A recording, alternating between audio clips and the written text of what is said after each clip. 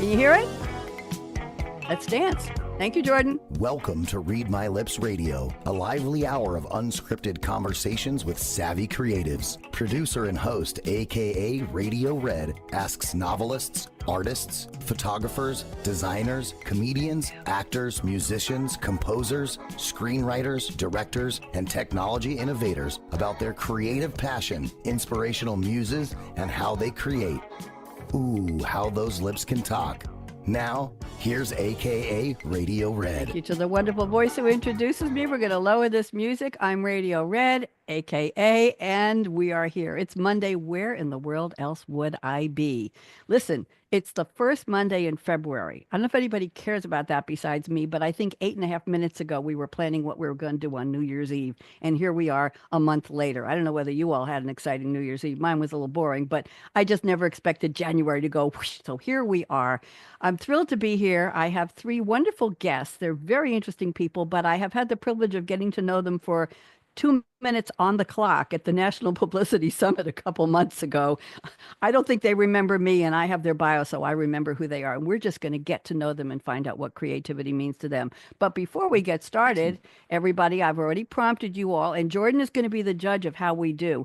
I want you to put up your finger in the shape of the letter L. Either hand is fine. We can read forwards and backwards. Doug, come on. There we go. Dave, let's get it. There we go. And, oh, beautiful. Doug, it's off the screen. Just back it up a little bit. There we go. And on the count of three, I want you to join me exactly at this speed and saying it will be 1, 2, 3. I want you to say hello, L, L, L. Here we go. 1, 2, 3.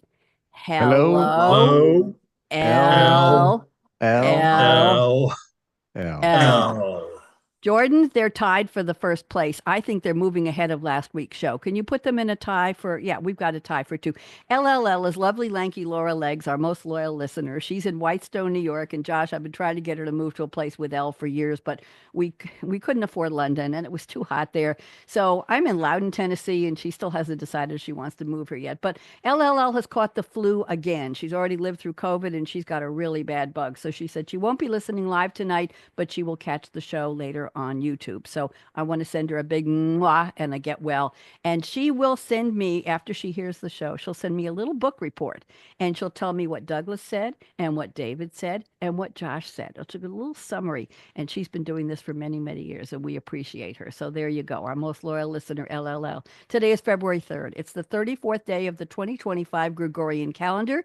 Used to be the Julian calendar, and I don't know if you all know it, but Julian skipped a couple of days in October. So Dave, if your birthday was something like October 10th, or Josh, October 11th, or Doug, I don't know, somewhere in there, you might not have got to celebrate your birthday because they just chunked out a bunch. So Gregory came along, Gregorian, and he said, I have a better idea. I'm going to give you a leap year every 4th year and throw in an extra date, and we're going to catch up to the moon. And now we have the Gregorian calendar, and I'm very proud to say we love it. It's the 5th Monday of the year, and it's still easy for me to count that. So let's go to, I have a lovely opening, and I'm going to honor each of my special guests. And guests, by the way, we didn't take pictures before the show. We were very busy setting up, so I want you to stick around at the end, and we're going to do some wonderful pictures. So here we go, and when I call your name, please wave so everybody knows. Well, they see your names, but they want to see you wave anyway. So here we go. Welcome to Read My Lips, where akaRadioRed shines bright. Can you all see me? I have lip gloss on here shining. Bringing cool conversations with creatives for your delight.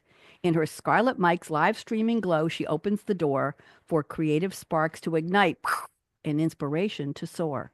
Today, the reaches of creativity will brighten up your day with 3 vibrant creatives. You all have to be very vibrant now because I've introduced you that way, whose imaginations will play. Passion and purpose have helped their paths unfold as they discovered creativity's magic that makes their life bold. Here we go. Dr. Colonel Josh McConkey, a healer, a leader, a mentor so wise. With 2 decades in medicine, he reaches the skies. From Duke to the Air Force, his service is strong, guiding the future where young minds belong. An honored physician, a Hall of Fame name, shaping tomorrow is his ultimate aim. Josh, I hope you like that. It was very nice. Yeah. Okay, good. All right, let's go to Doug. Douglas L. Schmidt is with us. From selling tech in Philly's embrace to mastering deals with power and grace. Self-leadership guides his path so bright, unlocking talents with wisdom and with light. Doug's book sparks growth, self-worth in command, helping us all take life's reins in hand. Doug, I hope you enjoyed that. Thumb up. I got a big thumb up there. There we go. And David A. Collier, who also is AKA David A. Bourbon, drink up, a scholar, a teacher, storyteller bold, with decades of wisdom and knowledge untold. From research to novels, Dave's passion took flight, crafting new worlds with purpose and might. Romance and ecocide, stories that stay. His words make a difference in their own special way. Dave, what'd you think? Wow.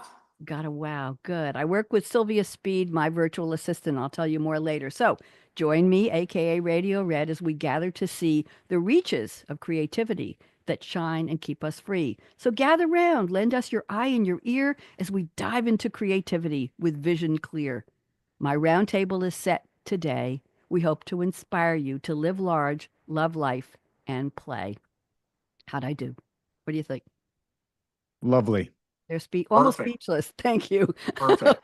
I'll go for that.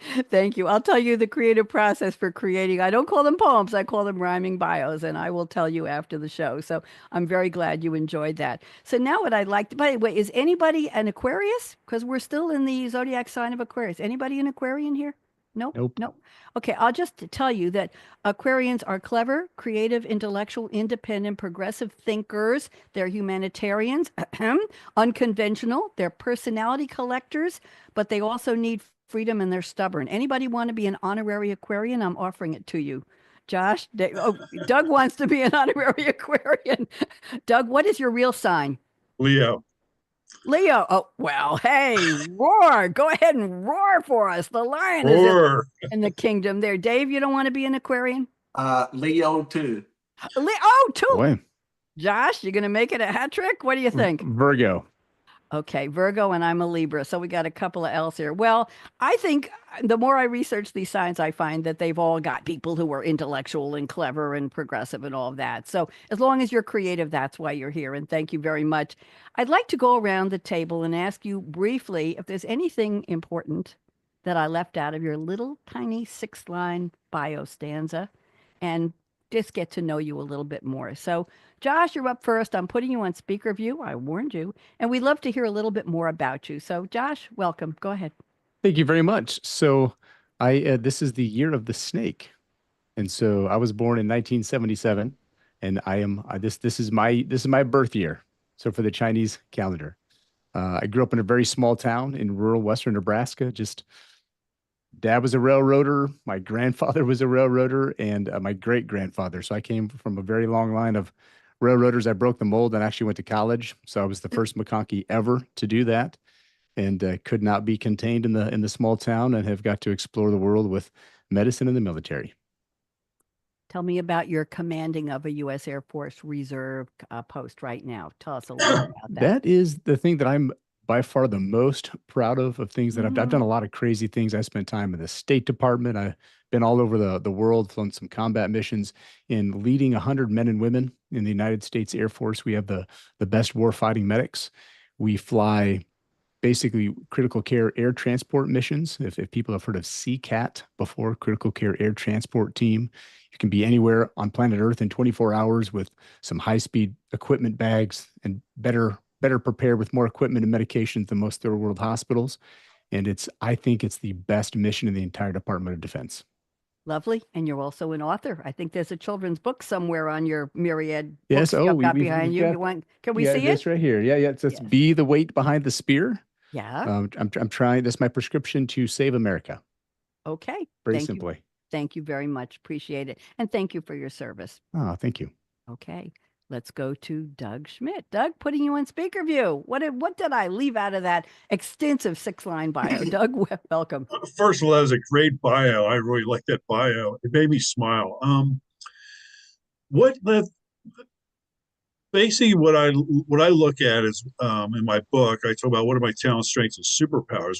I think what I like talking about is what are my superpowers? And my two superpowers are learning and connecting to I call smart, accomplished people.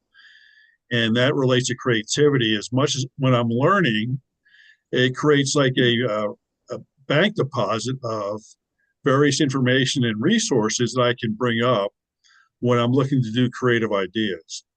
And my passion also is for understanding leadership, what I call resident leadership versus distant leadership. And I've been really fortunate. I've been around some really great leaders, many of who are in the military, who've taught me so many lessons. And one of the lessons they've taught me are manage your ego. The mission is more important than me. Learning, all the people I've seen in the military, everyone's been a learner. And I've connected and wrote a book using a lot of leaders and also creatives. Like my friend's a great drummer, and how do you create a life where you utilize your talent, strengths, and superpowers? So you're living your best life, basically what you're on this earth for. So that's what I'm really interested in this following year, and see what happens with this book. It'll be published hopefully in a couple of weeks. We're going through the final proof right now, so I'm really excited to see what what my audience thinks about that. Good. So. Very happy. Congratulations almost on being at that stage of almost having the book published. Yes. And thank you for sharing what you do. I like to think my superpower is talking to smart, interesting people as well. So you and I, and learning all the time. Yes. I don't have a degree in journalism or broadcast or communications. My degree is, I have a bachelor's degree, magna cum laude, in psychology, but I just try to figure out what people really mean, Josh. So there you go. It came in very handy, but I learned along the way. I was at my first job was, I'm an early woman in tech, and I didn't know that till 2 years ago when I was the opening speaker for the Women in Big Data organization on International Women's Day. And I showed them what a mainframe computer looked like, and a key punch, and a COBOL handbook, and all that good stuff. And they said, "What planet are you from, lady?" They said, "You're an early woman in tech." I said, "Well, thank you very much. Now I have a new title." And then I just accidentally got into radio and TV and communications and marketing, and it's been a lot of fun. So yeah, so thank you very much, Doug. And David A. Collier, and he wanted to make sure we had the David A in there because there are a lot of Colliers. Like, there aren't too many Radio Reds, and I'll tell you the derivation of my name in a minute. Dave, delighted to have you here. I'm putting you on speaker view. Would you please fill in the blanks for me? Welcome. Sure. Thank you so much for having me. I grew up in Lexington, Kentucky, and I had 2 degrees from the University of Kentucky. One's in engineering, but even my creativity journey really started when they shot up Sputnik in 1957. And there I am telling how old I am, because I was 10 years old in 1957. And I was old enough to understand what was going on. And so that, all the things about technology and we were behind the Russians, et cetera. And then I got 2 degrees from UK, and my favorite course in engineering school was thermodynamics, which is the study of heat. And that comes in pretty important topic today. So I can read a lot of technical papers and understand them without much trouble. And then, of course, the other thing that influenced me early in my life was Star Trek. I saw every show 2 or 3 times. I've got 3 or 4 books that summarize everything about Star Trek. So that's my background. And then I got a PhD from Ohio State eventually. I taught at the University of Virginia, Duke, Ohio State, and Florida Gulf Coast University. And I have a track record there in academia, sort of boring stuff of creativity. I have one article that probably triggered quite a few thousands of follow-up articles and defined the whole research stream. There's probably 5,000 articles if you knew where to look, and the original one was mine. And I'll give you one more quick example. I wrote a short little book called The Automation of Services. Automation of Services in the early 80s. And myself and 7 or 8 other faculty around the world, we all sort of said, hey, there's more than manufacturing going on in 1980.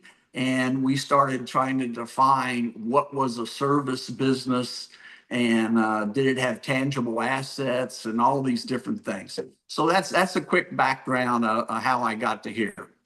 You were early, David.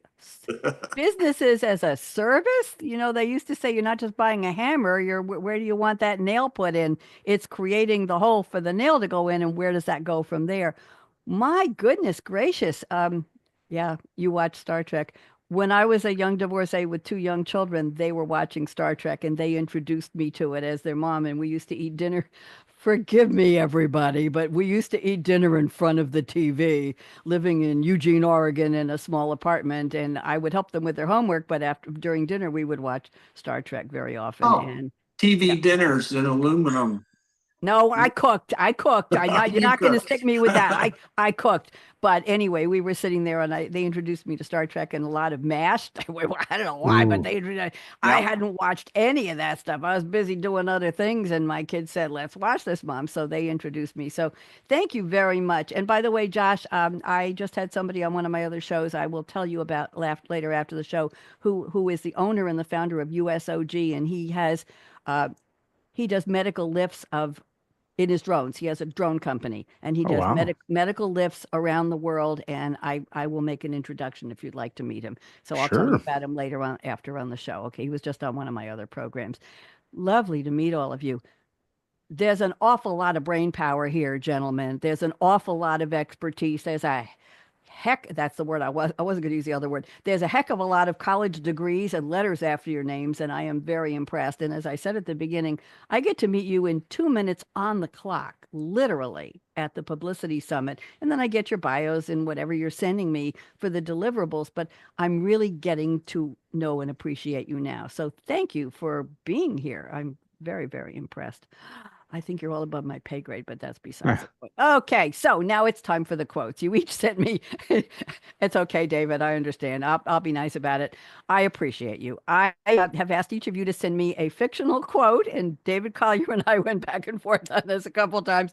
A fictional quote from a movie or TV character or a song lyric, and you're going to explain in your own words what it has to do with your creativity. So may I call you Josh, or would you like to be Dr. McConkey? Josh. Josh is good. We're good friends by now. Okay. Anybody with a Shure microphone, I can call them by their first name. Thank you. So here's the quote you sent me.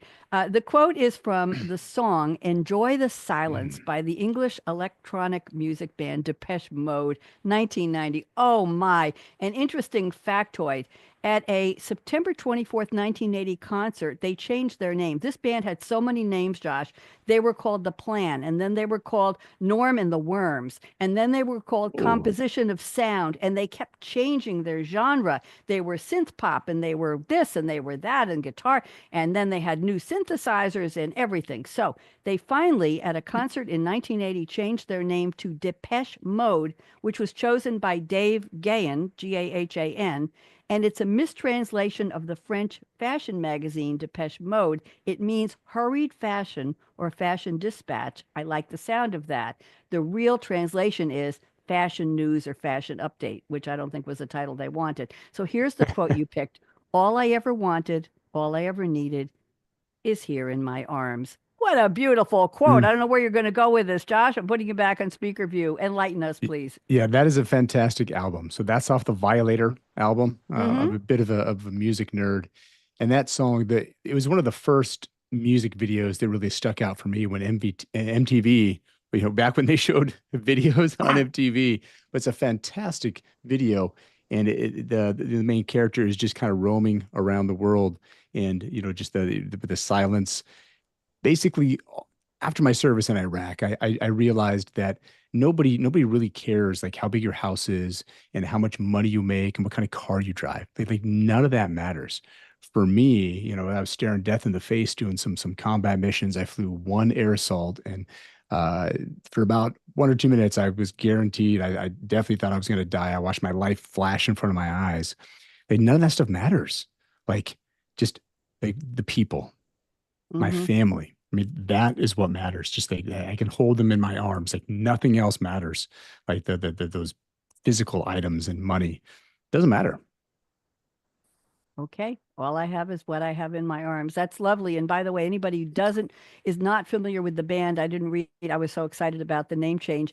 They're an English electro music band formed in Basildon, Essex in 1980. Dave Gahan, Martin Gore, Andy Fletcher, and Vincent Clark with an E on the end. It's currently just Gahan and Gore. They were a dominant force in electro and alternative music scenes, and they played at the 1988 Pasadena Rose Bowl, and they drew 60,000 people. And this song you selected is certified gold in the US and Germany, and it won the Best British Single at the Brit Awards in 1991. And the album is number 7 on the Billboard 200, certified 3 times platinum by the RIAA. I thought you'd like that. And Vincent and Andy were schoolmates, and their first band was called No Romance. Just wanted you to know that. So some good trivia. I do my homework. There I go. Doug Schmidt, I'm looking at your quote here, and you have picked a classic for this show. Let me get back to speaker view here. I'm so excited to talk to Josh about his quote. Okay, so here we go. This is a quote from Base Commander Colonel Nathan R. Jessup, USMC, played by who else? Jack Nicholson. This is an iconic role, an iconic movie. A Few Good Men, 1992 American legal drama based on Aaron Sorkin's 1989 play. I think it had to do with his sister being in the military. Yes, he had a phone conversation with his sister Deborah, who graduated from Boston University Law School, and she signed up for a 3-year stint with the U.S. Navy JAG, the Judge Advocate General's Corps. And she was going to Guantanamo to defend a group of Marines who came close to killing a fellow Marine in a hazing ordered by an officer. Sorkin wrote much of the story on cocktail napkins while he was bartending at the Palace Theater on Broadway. And his roommate had bought a Macintosh 512K computer. And after work, he took all the notes out of his pocket and from the cocktail napkins, and he put them in, and he wrote the basis for the play. So here is the line. It's 5 words. It packs a punch. And Doug quoted this: "You can't handle the truth." Okay, Doug, what does this got to do with your creativity? Talk to me. Well, it's really interesting when it's that came from Jack Nicholson. In fact, I met Kevin Bacon. He lives in New York, so I met him and had an interesting discussion with him. I think today, can't handle the truth is that. Well, it's interesting too. I have I'm a civilian. I have a lot of Marine friends, and this relates to General Mattis too. Is facts. Get the facts. Facts are so critical today. So I think it relates to creativity in a couple different ways, in that understanding whatever challenges we're facing, could be education, environment, whatever, that facts are so important that we understand the facts, that we're not just in some la-la land with some theories that have nothing to do with basis information. It's just some crazy stuff. So for me, facts matter in that without the facts, what are we discussing? In fact, my good friend is a Marine. He's teaching 6th graders the difference between opinions and facts. And that when we get to, like, I'm sure Josh would go, hey, look at the blood pressure, the vitals. First thing I want to look at. And if we don't have the vitals and they're not facts, that creates issues and problems from a medical standpoint. So I think in any situation, facts Doug, I want to know more than any situation, since we're not doing a broad view here. I want to know, how does this affect your creativity, what you write, what you do? You can't handle the truth. Has there been a time in your creative journey? I hate that word. I know it's overused, but has there been a time in your journey when a truth hit you between the eyes? Yeah, I want to be a comedian and it didn't work out so well, or I want to be an artist, or you can't handle the truth that you are a good writer, that you are a good communicator. How does this, anything personal you could share with us? Oh, I've been in corporate environments where people couldn't handle the truth, and that I don't want to get into all the different situations, but I'm in situations where truth and facts didn't matter. It's like some kind of la-la. So what I relied on, in fact, in writing this book, is that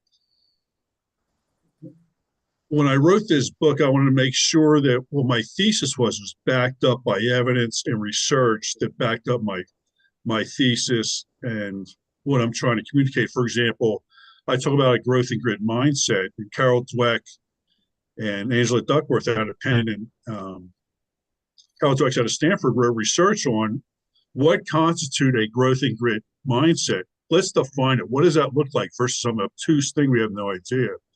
And once we define it and look at the facts, we can make more appropriate decisions. And that relates to creativity and what am I trying to solve and what's the basis and the underlying facts of what I'm trying to solve. And without the facts, as Maz would say, we're living in a la-la land. Bad things happen. So I think related to the facts for me are important. Thank you very much. I appreciate that. I'm the kind of person who goes by my heart, sometimes my whim, and I'll wake up one day and I'll say, I think I'm going to start 2 new radio shows. And then I come up with a graphic and I come up with a title and I talk to a couple of people and I say, that's a cool idea. And the next thing you know, I'm doing it. So, and the facts are for me today, Doug, is that anybody can speak to the world. Our media has changed, right, David? You and I are coming from way back in the day with our technology. I shouldn't have said that.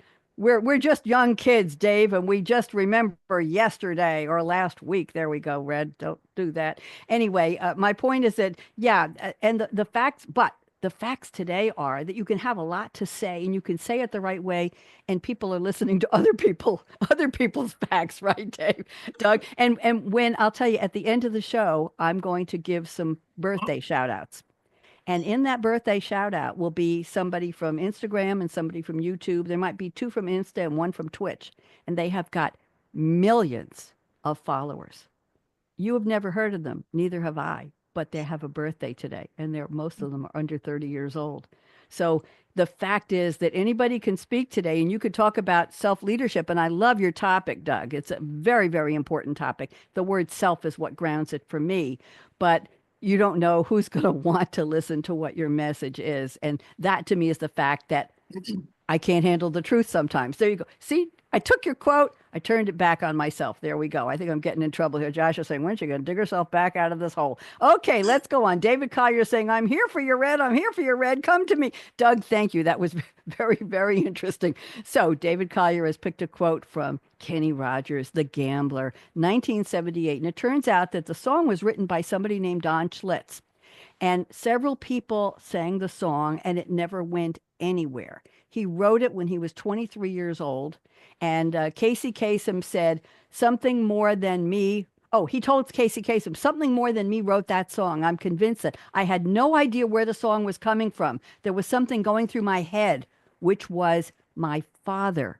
Did you know this story, Dave, about the song? His father, and he said, there was something going through my head. It was just a song, and somehow it filtered through me. 6 weeks later, I received in my head the final verse. Month later, it came to me that it was inspired by and possibly a gift from my dad, and his dad had passed away that year in 1976. He shopped the song all over Nashville. Bobby Bear recorded it, never did much with it. It only went to number 65. Schlitz recorded it himself, never went anywhere. And Johnny Cash recorded it. I don't have the stats. And then Kenny Rogers came along, and he recorded it in Nashville with producer Larry Butler. And it was the title track from his album, The Gambler. It was one of the early crossover hits ever to go from country to the pop charts. Very rare. It won the Grammy for Best Male Country Vocal Performance in 1980. I thought that was very, very interesting. The lyrics describe the narrator meeting a gambler on a summer evening while riding aimlessly on a train. The gambler can tell from the narrator's face that he's doing poorly and offers him advice if he'll buy him a drink of whiskey. After the narrator obliges, as with whiskey and a cigarette, why not? The gambler describes his outlook using a poker metaphor. So here is the line. You've got to know when to hold them. It's going to make me cry, Dave. How could you? Know when to fold them, know when to walk away, and know when to run. You're not supposed to make the host cry, and I can't even tell you why. Dave, take over. Tell us how you found this, and what does this have to do with your creativity? Go. Well, I've always loved that song and Kenny Rogers, and I always thought that song encapsulates life. You're confronted with all kinds of issues in your life, and when do you hold them? When do you fold them? Try something different. Do you know when to walk away? And sometimes you want to run.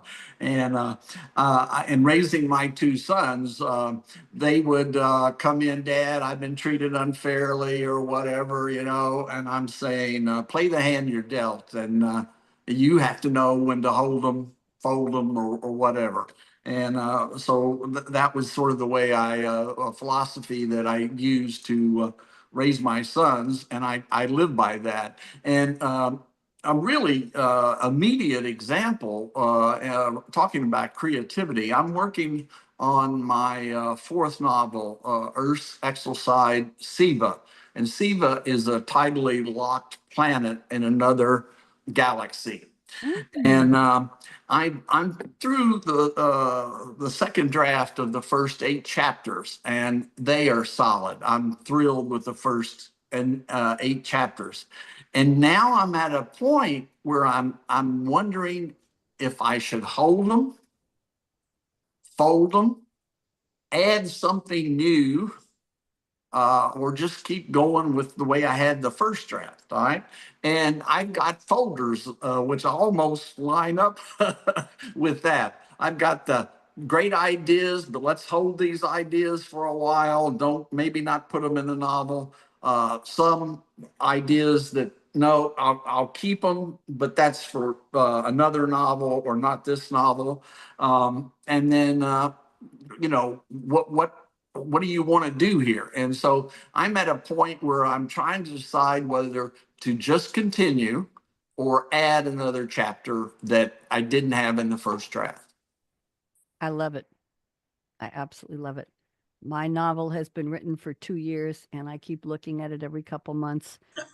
I made the mistake of taking the almost murder part out of the almost murder mystery and making it into a separate story. And now I have to put it back in the background story. But the background story is so funny that every time I read it, I say, what do I need the murder for? But I have to introduce these characters, and I'm stuck. But I'll tell all of you something before we go. And I'm ready to do your creativity statements. We got some really good ones here today.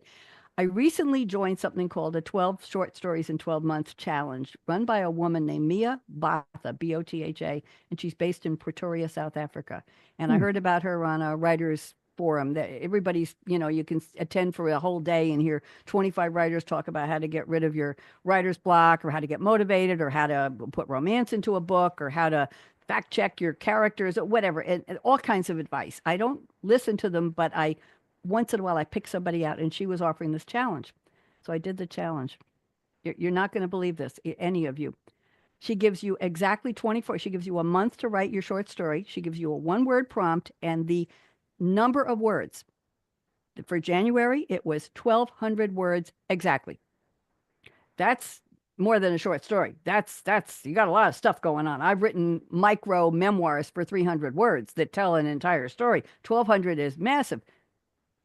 You have to have either the prompt, and the prompt was found, the word found. So people wrote about lost and found. You don't have to use it, but it has to infiltrate or inform your theme. 24 hours you get exactly to post your story on her website. Now, she's in South Africa, so everybody was scrambling to figure out what was the time zone where we all live. And people are on Facebook saying, what time is it? Did I miss it? Was it yesterday? Is it? Anyway, I was shocked to learn 557 people submitted 1,200-word story to her website this past Tuesday. You're supposed to read 4 stories and comment. There's a way to hit a comment and reply in a positive way. It could be a suggestion, or it could just be, I loved your story. And then you're supposed to share your comments with other people, and you comment on them, they comment on you. I got a comment on mine instantly, and then a couple of days later, I got a few more. But anyway, this is how many people, Dave, are starting to figure out that they have a story in them, that they want to tell a story. And I'm going to tease you a little bit here, David, because I had an author on the show a year or so ago who was writing about sci-fi worlds, dystopian universes. And he had his own language he created for his characters. And when he came on the show, we did the countdown in the beginning. I do mine in French, 5, 4, 3, 2, 1. He used a made-up language from his book, and we had no idea what he was saying. But that's part of creativity, right? So when you said you had I was thinking you were going to do it, your Anyway, countdown. Thank you very much, everybody, for the quotes. I really appreciated the effort you put into bringing interesting quotes. And I love doing the lookup. So let's go to our creativity statements. And Josh, I'm going to combine two of your statements here. I think these are really good. Take about 3 minutes to unpack these, as they say on the news. So number one, you say, I find my creativity has been stifled after a career in medicine, but now I'm exploring the other side of my brain again. There's a keyword again and loving it. The third statement goes with this. You say, I find that humor can be both a protective mechanism and a nidus. I looked that up. It's a focal point for creativity. I'm using all the strange ER stories in a screenplay I'm working on. Oh my, Josh, 3 minutes, unpack this. It sounds very creative. Go ahead, Yeah. Josh. Medicine is it's a very broad field, and there's lots of different sections and rabbit holes you can fall into. But at the end of the day, it's all chemistry, biology, physiology, and then just some human interaction in there. It's been 20 some years, and you can just read so many pathology books and anatomy and emergency medicine and pharmacology for 20 years that that creative side of your brain almost dies. When I was a resident, I was able to kind of find an outlet and write a screenplay. I was working 110 hours a week, and my release was sitting down and writing a screenplay. When I was in Iraq, my release was reading the Harry Potter series, escaping somewhere, a bomb-proof shelter, and reading some stories to just forget about the doom and gloom and body bags. And now I've got myself in a position after, so many years that I've amassed so many crazy stories. People will do the wildest things. And there's a macabre humor to that, because if, going to work every day and not to get too the terrible stories, but like rape and murder and just horrific, just terrible things I see every day. That, when I saw an 18-year-old bit in the face by a rattlesnake because he was trying to take a selfie, I find that very funny. He was minutes from death. His face had swollen up so large. His friends came in taking pictures, and they just like laughing and giggling. And you guys, you think this is pretty funny, huh? They're like, I'm ready to leave the show, Josh. Yeah. I'm like, hey, ahead. no, he's gonna die. He's got about 5-10 minutes, and that airway is gonna close off. I have to cut his neck open. And they just the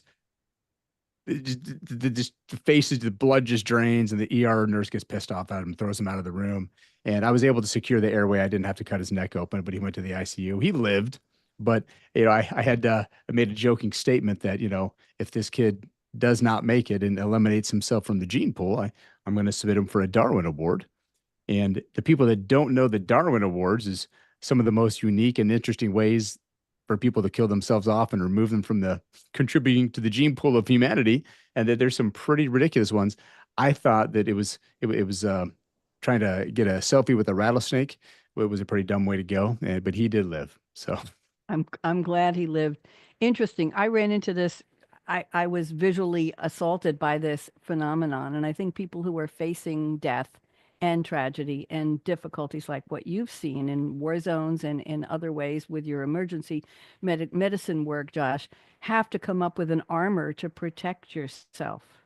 That's what it's not survivable. It will consume you and destroy you. So if you can't sit down and laugh with people about some crazy things. Well, even on scene, years ago when I was growing up, I must have been a young teenager in New York, and a neighbor's grandmother had conked out on the sidewalk. She was taking out the garbage. She lived with them across the street.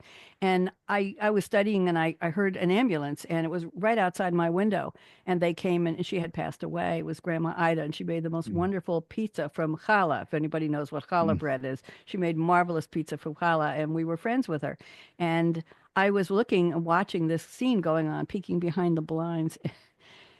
And the people from the ambulance were having a conversation, not the ones who took her out, but other ones, and they were laughing. And I was so offended. And my dad was a doctor, my mother was a former nurse, and I said to them, why? How could they be laughing? Grandma Ida just died. And they said, because that's how they deal with what they do. They have to find the humor and the humanity in being able to deal with illness and death. So thank you, Josh. Interesting memory. remember so many things that seem trivial, and they're not. Doug Schmidt, let's bring this up a notch. Doug, I have two statements I'm going to read for you. One, you say beginning to play guitar and take lessons helped me understand creativity takes patience and persistence. Number two, you said reading the book, Learning How to Learn, helped me learn that creativity is multidisciplined and the importance of curiosity. And very often on this show, Doug, we talk about courageous creativity, and curiosity is a component of creativity. Courage, confidence. Go ahead. So, Doug, just spend about 3 minutes and unpack these for me, please. Go ahead. Yes, I start with the guitar lessons. I've always appreciated, well, my mom was a church organist, but I was never a musician when I was a kid. So like 65, I said, oh, let me take guitar lessons. And what I learned is that these great musicians work and work and work. It's not, they talk about inborn talent. There's so much discipline and work that has to go into learning guitar. And it relates to one of the chapters in my book is developing a growth and grit mindset. Learning guitar, when I first did it, I was horrible at it. Just really, I'm going, how am I going to do this? And I think the important thing I learned through learning how to play the guitar is be persistent, and that failure is a learning opportunity, and that being good at anything takes time, takes effort. And I think Carol Dweck said the statement, not ready yet. So the being, using creativity, many times not a light switch that goes off in our brain. There might be a switch that goes on, but to develop the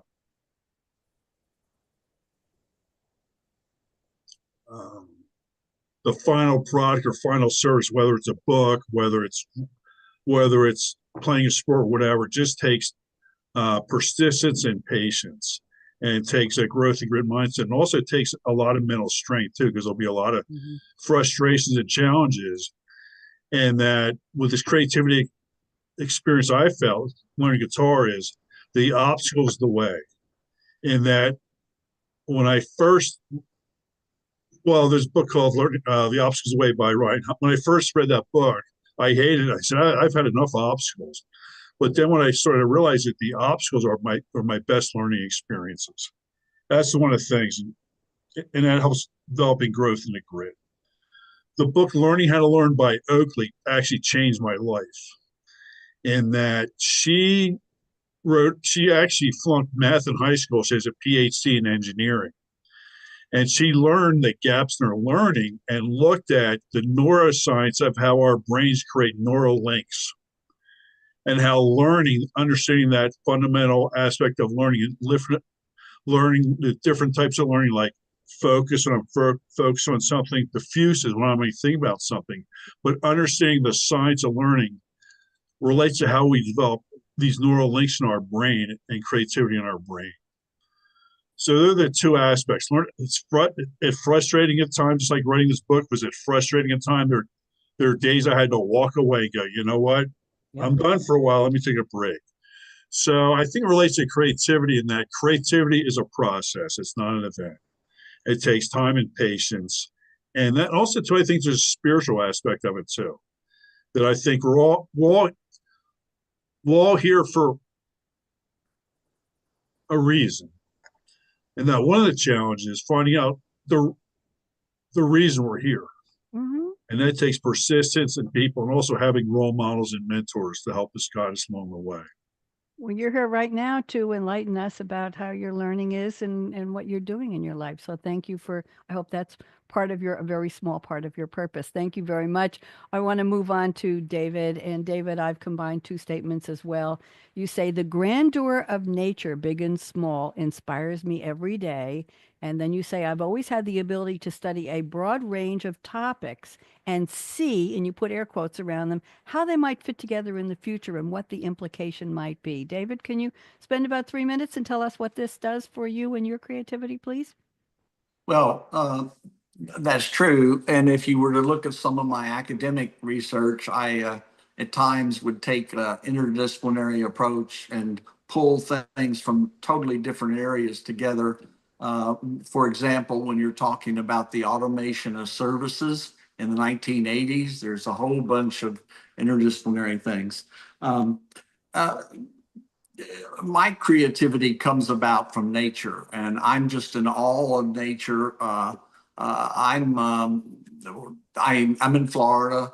When I play golf, I may have a alligator walk across the golf course, or and only me. The guys are worrying about their score. I'm sitting there going, "How conscious is this alligator? How does the alligator see its existence? Is it aware, and to what degree is it aware, and things like that." And I do the same. We have a walking trail around the neighborhood here, and when I walk by trees, sometimes I'll take 8 or 10 pictures on one tree. And again, I'm a little weird, and I'm looking at the bark, or I'm looking at some aspect of it, and I'm thinking, how did nature do that? And it's just like Douglas said, it's part spiritual and it's part science, and I'm getting a lot of spiritual uplift and motivation from just being around nature. And for example, there are people that you could have on who are astronomers and stuff, and they could tell you there isn't 5 or 6 reasons we're here, and it's highly unique that little planet Earth is here. There are thousands of reasons, major things that had to happen for this little tiny little speck of wonder called Earth to be here and hold an atmosphere and protect us against radiation and have a moon. I probably have read 10 articles on the size of the moon. Well, sometimes, what if you had no moon? What would happen? What if you had 2 or 3 small moons? What if you had a huge moon, too big a moon? And it's pretty amazing that the moon we have is right-sized and allows us to do certain things on Earth that you couldn't do on another planet. So I'm constantly looking at plants and animals and asking questions about consciousness and AI and what's the purpose of life. Even simple things like my wife has these beautiful orchids, and we can play symphony music, and sometimes the orchids look like they move toward the music. Is the plant conscious? Or aware. So anyway, that's where I get my motivation from nature every day. I walk every day, and I play golf a few times a week. And I'm in awe of the planet. And that is the driving force. And it is a real strong force that motivated me to write this novel series, because I want to save humanity. Because I actually think if we don't look at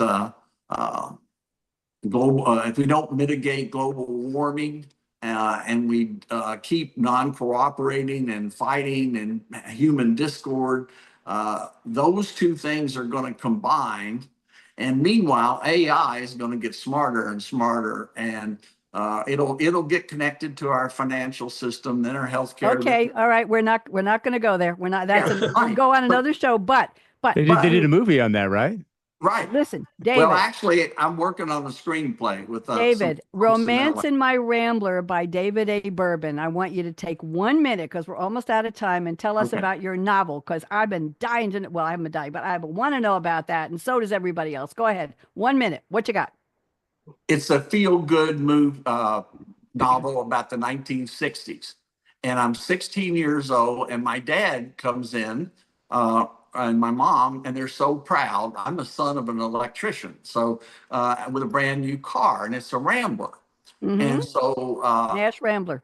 Yeah, and I take that Rambler out the first day, and I happen to reach down and pull a lever, and the seat falls down. And actually, both seats would lay flat and make a bed. Doug gets it. Josh isn't sure. And I'm going to say, I want you to send me a copy of the ebook, please, David. I would love to read it. Don't give any more teasers, but that sounds interesting. Thank you all for your statements. I'm looking at the clock. We got 6 minutes left, and I have a whole bunch of stuff to share with you. So, today in music history, I think I have some interesting things for you. In 1960, today, Frank Sinatra launched the first fully artist-owned record label, Reprise Records. You might have seen it, and you might think it's Reprise. It's Reprise, Reprise. He wants to own his own masters of his music. Dean Martin and Rosemary Clooney joined the label. The label was sold to Warner Brothers in 1963, 3 years later, and it became the label that attracted Jimi Hendrix, Joni Mitchell, and Green Day. Interesting. That's the history of Frank Sinatra and Reprise. On this day in 61, Bob Dylan, there's a big movie about him right now. He made his first recordings, versions of San Francisco Bay Blues and Jesus Met the Woman at the Well at the home of his friends Sid and Bob Gleason in East Orange, New Jersey. I knew East Orange was famous for something. In 1964, on this day, the Beach Boys released Fun, Fun, Fun. Remember that one? It never got higher than number 5. And can you imagine why? Anybody know why it never made it more than number 5 on the charts? Because the Beatles had shown up and they were taking everything over. Speaking of the Beatles, 2 years later, on this day in 1966, Paul McCartney met Stevie Wonder for the first time. Stevie Wonder was doing a show at a nightclub in London, and Paul McCartney met him after. That must have been a historic day. On this day in 69, the Beatles, John Lennon, George Harrison, and Ringo Starr hired Alan Klein as their new manager. But guess what? Paul McCartney wanted his father-in-law, Lee Eastman, Linda Eastman's father, his first wife, to be the manager. They broke up a year later, the Beatles, over this dissension.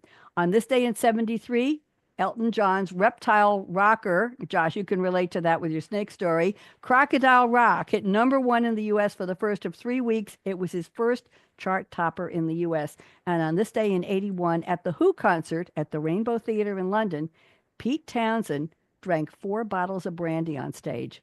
Josh, where were you to help him off the stage? Instead of playing, he got mouthy with the crowd, and his bandmates kept playing without him. That goes down in history. There you go. Today is the birthday of Nathan Lane. You all know Nathan Lane, the actor. He's 69. There you go. He's catching up to you, Dave Collier.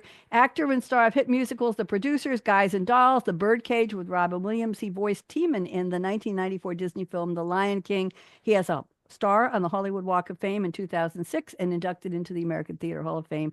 Morgan Fairchild, you may or may not remember her, actress, TV, and she was in the soap opera Search for Tomorrow. She was in Falcon Crest, Murphy Brown, and she's most famous recently for playing Chandler Bing's mom on Friends. That's the late Matthew Perry. She was his mom.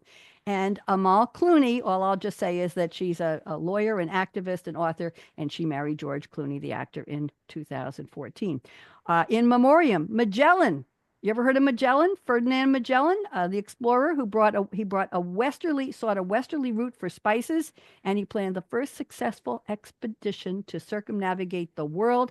He was the first one to sail from the Atlantic to the Pacific Ocean. I have 3 minutes. This is perfect. Here are the birthdays I was telling you about. Listen up. On TikTok, don't say anything about that, Fernanda Ortega is 29 years old today.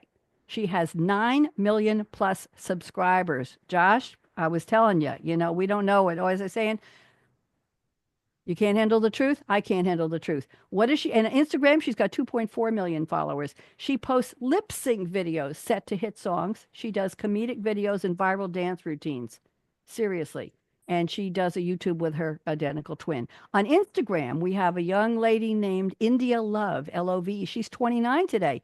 Poor girl. She only has 5 million subscribers. She's a blogger on Tumblr, and she's a model, and she's with her sisters on a TV show called The Westbrook. And then on Instagram, again, we have a young man named Taylor Caniff, or Caniff, Caniff. He's 29. He only has 2.9 million followers, 2 million on Vine, and 340,000 on YouTube. So I wanted you all to know, people are out there getting millions. I had somebody on last week in this segment of the show where I was reading birthdays, Josh, who had 10.9 billion views of one of his videos. Whoa. I know. So people are out there listening. The question is, how do we get them to pay attention to us? Today is American Painters Day. It's National Women Physicians Day, Josh. There we go.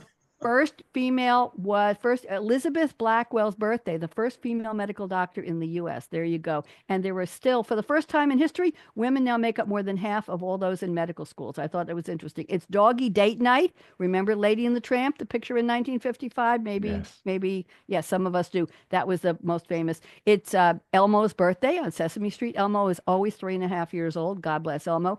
It's National Carrot Cake Day. It's Golden Retriever Day. I've got 2 minutes. Good. National Retriever Day, Golden Retriever, Wedding Ring Day. Just celebrate your wedding ring if you have one. And International Networking Week. February, it's Barley Month, Berry Fresh Month, the celebration of chocolate. I celebrate that every month of the year. Exotic vegetables and star fruit, Florida strawberries, Great American Pie Month, avocados, bananas, baked, cherry, fondue, grapefruit, macadamia. I'm running out of time here. It's the month of creative romance. It's the month of condoms. We'll leave that one alone. Maybe we won't. It's Spunky Old Broad Month. Stop looking at me. It's Women Inventors Month, Wedding Month, International, Doug likes that, Blah Buster Month, Goat Yoga Month, and Pull Your Sofa Off the Wall. And I'm ready to close. I got to rush now. Okay. In 2014, I closed with the top 10 tips for women, and this was number 1, I swear, 10 years ago. Aspire to be Barbie. The biatch has everything. We'll leave that one alone. Here we go. Life is short. Break the rules. Forgive quickly. Nah. Kiss slowly. Oh, yeah. Love truly. Laugh uncontrollably. Laugh with me, everybody. 1, 2, 3. Ah! You could have done better. Never regret anything that made you smile. Here we go. Work like you don't need the money. Dance like no one's watching. When I taught disco in a high school cafeteria in high heels, everybody watched, and I never fell. Sing like nobody's listening. I didn't sing today. And love like you've never been hurt. We all have. Let your heart grow back. Money talks. Chocolate sings. La. And last but not least, I stole this line from somebody years ago. Thank you for turning me on.